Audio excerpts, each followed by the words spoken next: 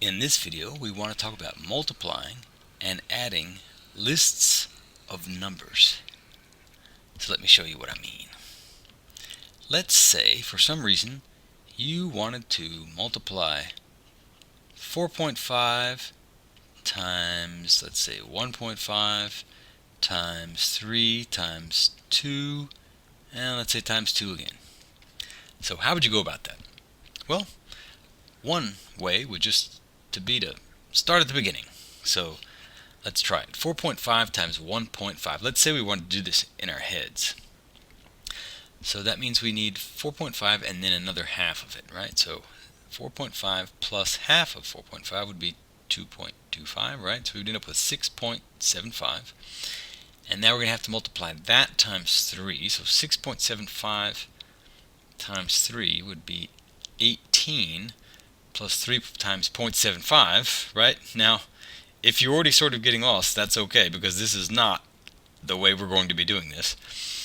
Yeah, that would be, so 3 times 0.75 would be 2.25, so we end up with 18 plus 2.25, we end up with 20.25, and then we'd have to continue here and multiply that again. Okay, that would be one way to go about it. But let's talk about another way of doing it. Why don't we just change the order? Why don't we see this as 4.5 times 2 times 2, and then 1.5 times 2, and then that times 3. What does that leave us with? Well, 4.5 times 2 is just 9, and 1.5 times 2 is just 3. So that means what we're dealing with here is 9 times 9. The answer is just 81, right? So the trick was to see some good groupings. If you're having to multiply or add a bunch of different numbers, then you're always allowed to change the order. For example, if you have 2 times 3 times 7, then you could multiply 7 times 2 times 3, etc. Or you're also allowed to change the grouping, right? So you could see this as 2 times 3 times 7, so in other words 6 times 7. Or you could also see it as 2 times 3 times 7, right? 2 times 21 in that case. And you both get the same answer. So let's have a little fun and invent a couple of crazy looking lists of numbers that actually aren't that difficult to do. So let's say we had something, we could use our half trick again, but let's go do a third maybe. Let's say we have a third times 5 times 3. Now again, we could start with a third times 5 would be 5 thirds, and then multiply 5 thirds times 3, or we could just do these together and see it as 1/3 times 3 times 5, which is obviously, all this cancels out and we just end up with 5. Okay, so that's one trick we can use. We can use some fractions. Yeah, let's say now that our small little goal is to think of a couple different ways that we could write things that make it look difficult, but that is actually very easy. So one of them would be fractions. I'll write that here, fractions. Fractions that cancel, perhaps. And another thing we could do, let's say we had something like -7 times 1/11 times, let's say, -2 times 22. Now again, this looks difficult. -7 times 1/11 would be -7/11, and then that times 2 would have 14/11 times 22. Again, this seems complicated. But if we recognize at the beginning that we have 2 minus signs, we could have also had 4 or 6 or 8, some even number of minus signs, then they always cancel out, right? So we can just get rid of them. And again, use the same fraction trick here. 22 cancels with 11, and we end up with 2. So in other words, we have 2 times 2 times 7. In other words, 4 times 7 is equal to 28, if I haven't made a mistake there. So we could say here, I'll write it this way. I'll say doubled minus signs. That's a good way of making it look difficult. Another way would be to, let's combine. What numbers are really easy to multiply? Right? 2 times 5 times anything is really easy, because 2 times 5, of course, is 10. So if you have numbers ending in 0, or maybe even ending in 5, but ending in 0 is a very nice combination, then you can use those. So let's invent one of those. Let's say we had maybe 2 times, well, actually we could do this, couldn't we? 2 times 5 times 4 times 5 times 6 times 5, right? And you can see very easily that that is just 10 times 20 times 30. So 10 times 20 times 30, which would just be a 6 with 1, 2, 3 zeros. But the trick here, for our purposes at the moment, is to make it look more difficult than it is. So you might say 2 times, and then we could take the 6, and then we could take the 5, and then maybe the 4, and we'll put these 2 5s at the end, right? So now we've changed up the order a little bit. So what could we say that? Numbers ending in 0. Let's say finding those. And then what's another trick that we've used here is the order.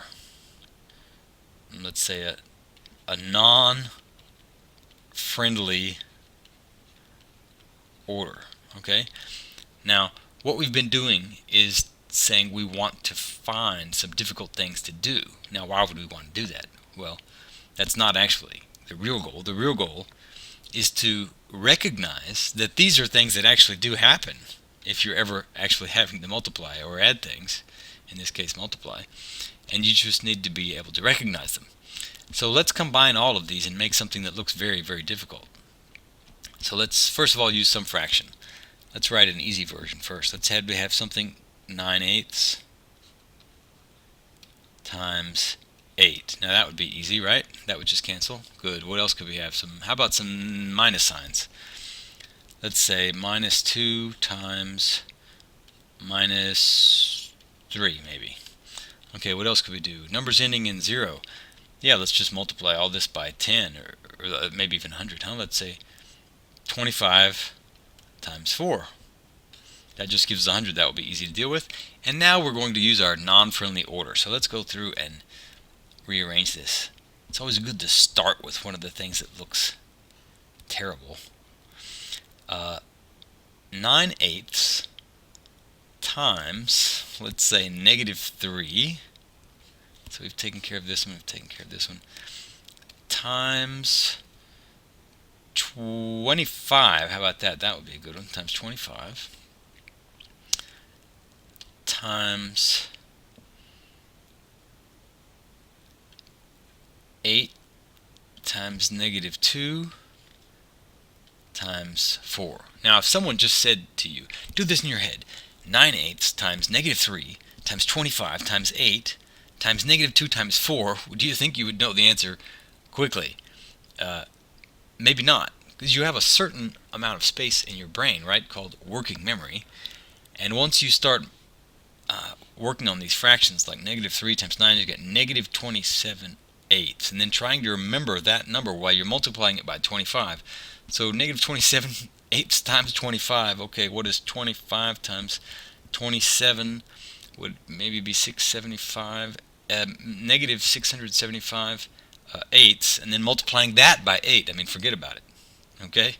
So let's just look at it this way. That's a group. What does 9/8 give us? Well, that cancels. It just gives us 9. And we'll look at this as a group. -3 and -2, that just gives us 6. And we'll look at 25 and 4 as a group, which just gives us 100. So in other words, we just have 54 times 100, 5,400. So a fun thing to do is make up these crazy lists of numbers, knowing all the while that they're actually not as crazy as they look. And maybe you'll find some other tricks. And then have some fun with your friends and tell them, hey, could you multiply this for me? And see the way that they look at you. Okay, so obviously you can also use the same idea with addition. Let's say you had to add up 4 plus 9 plus 6 plus maybe 1 plus 7 plus 5 plus 3 plus 5 plus 12 plus 8.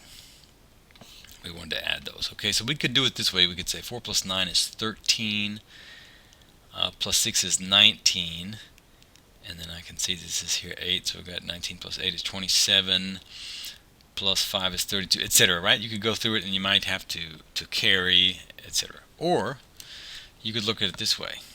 4 plus 6 is 10, 9 plus 1 is 10, 7 plus 3 is 10, 5 plus 5 is 10, and 12 plus 8 is 20. So I've got 10, 20, 30, 40, 50, 60. So this must be 60. The point is to think in groups. Again, the trick here was just numbers, using numbers ending in 0. Now, obviously, I made up these numbers here, so it worked out. But if you just roll some dice, then the chances are pretty good that some of them are going to add up to 5 or 10 or something that's easy to add. And that's the way to see these things in groups. That's the trick. So the most famous way, maybe one of the most famous applications of this idea is this here. 1 plus 2 plus 3 plus 4 plus 5 plus etc. Let's say we went all the way up to 100. Now obviously we want to know the answer to this. What is 1 plus 2 plus 3 etc. all the way up to 100? So we could just start at the left and say 1 plus 2 is 3, and that plus 3 is 6, right? And then that plus 4 would be 10, and that plus 5 would be 15, but etc. That's going to be difficult again, because at some point you might make one small little mistake and then forget which number you've added in, and it's all done. It's over. So what you could do is change the order again, and notice that if you add the first one together with the last one, then you get 101 in this case. If you add the second one to the second to last one, so what would that be in this case? It would be 99, right? You also get 101.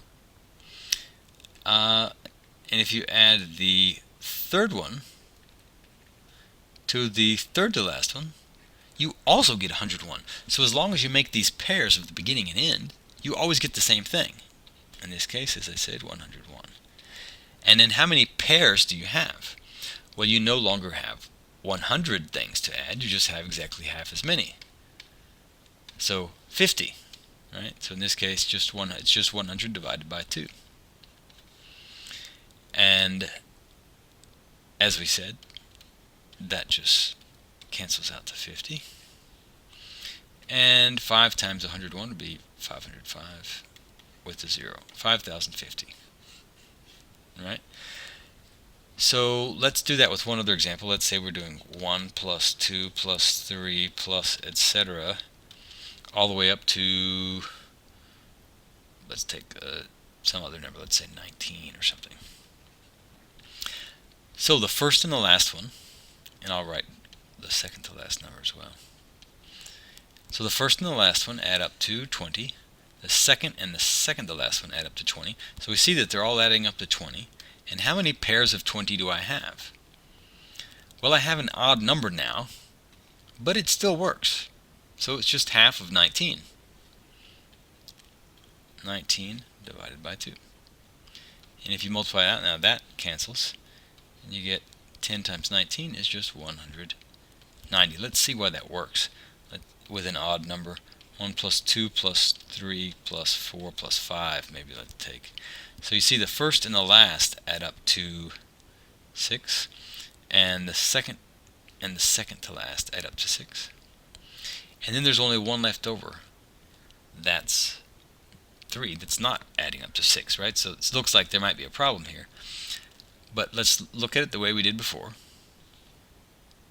We have a sum of 6 always, and we're multiplying it by what?